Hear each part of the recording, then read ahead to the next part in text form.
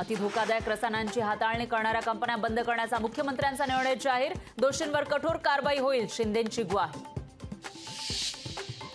मुख्यमंत्री सहायता निधीतून डोंबिवली दुर्घटनेतील मृतांच्या कुटुंबियांना 5 लाखांची मदत। जखमींना राज्य सरकार मदत करणार, मुख्यमंत्र्यांची घोषणा।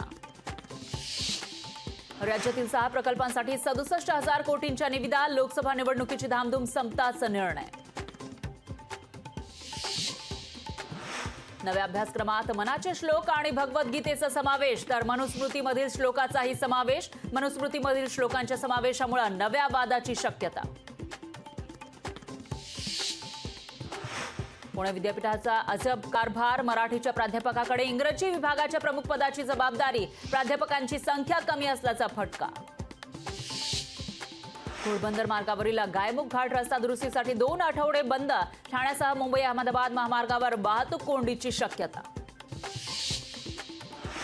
लोकसभेच्या 6व्या टप्प्यातील प्रचार थंडावला। 6 राज्यातील 58 जागांसाठी उद्या होणार मतदान।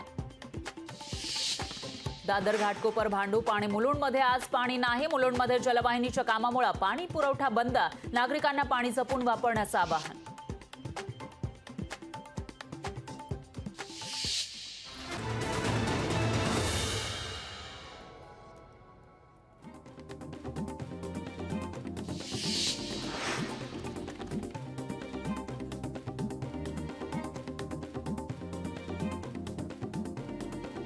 भारतीयांकडून परदेशामध्ये पर्यटनासाठी गेल्या वर्षामध्ये 2.64 लाख कोटी रुपये खर्च, तर शिक्षणावरील खर्चात मात्र घट। आरबीआयच्या अहवालातून माहिती समोर।